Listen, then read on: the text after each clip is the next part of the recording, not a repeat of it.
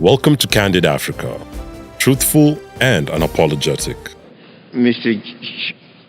President, ladies and gentlemen, a year ago,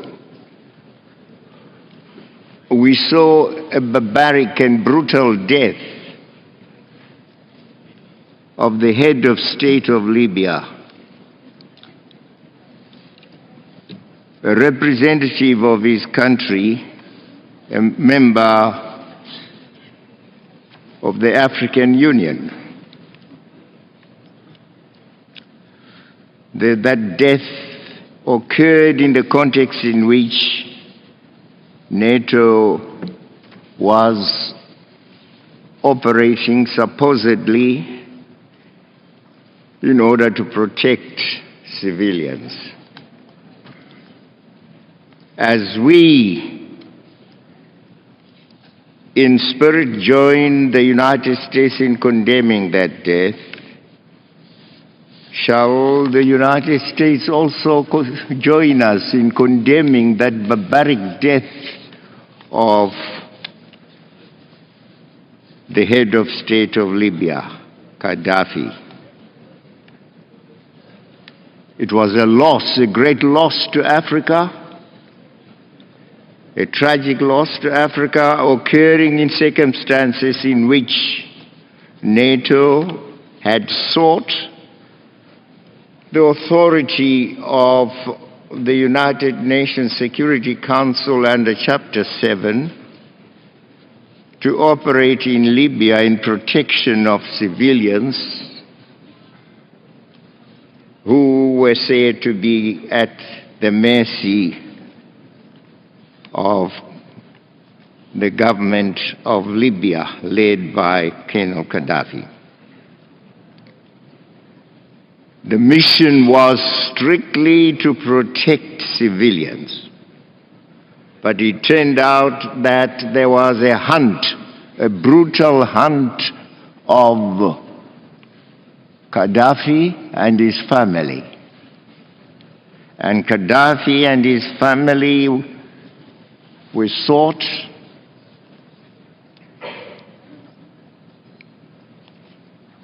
NATO caught up with them. They suffered the brutal deaths that we know about, Gaddafi and some of his children.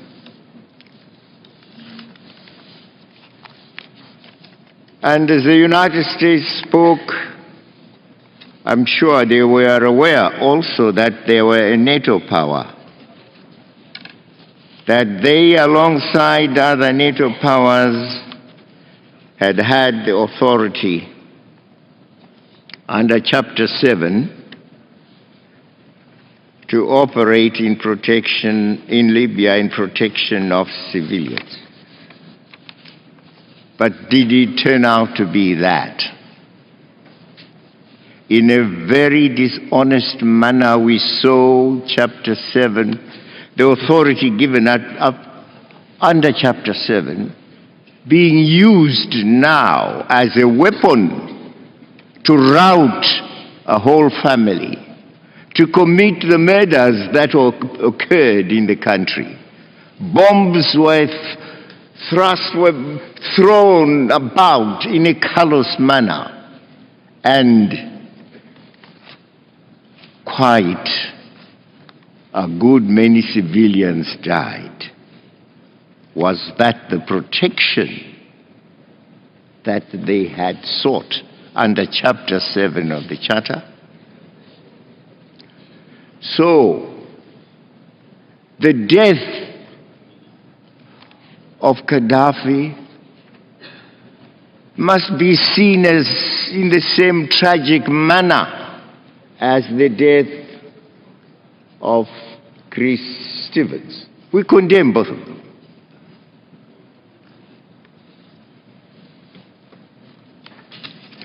Let me begin by reaffirming the rightful and important role of the United Nations in the management of issues affecting international peace and security.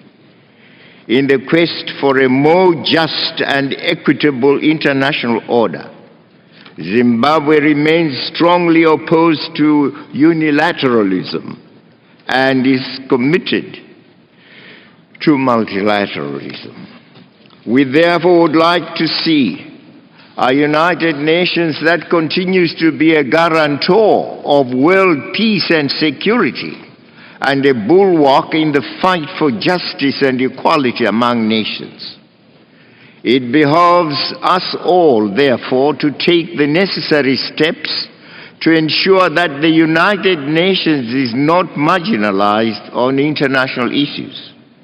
Equally important, the United Nations must in future never allow itself to be abused as it was in the case I've referred to, where NATO sought under Chapter 7 authority to protect civilians, and nay, it did not turn to be that. Nations must in future never allow itself to be abused. The United Nations Security Council must never in future allow itself to be abused by any member state or group of states that seeks to achieve parochial partisan goals. The Charter of the United Nations clearly stipulates that it is as an international body that should work for the good of all the peoples of the world, big and small. Mr. President, we recognize that there are existing and emerging threats and challenges that continue to frustrate our individual and collective efforts to attain greater economic development and social progress, as well as peace and security. But the increasing trend by the NATO states, inspired by the arrogant belief that they are the most powerful among us, which has demonstrated itself through their recent resort to unilateralism and military hegemony in Libya, is the very antithesis of the basic principles of the United Nations. In that case of Libya, the African Union and its peacemaking role was defied, ignored, and humiliated. The African Union was for dialogue between the Libyan Authority and the so-called revolutionaries.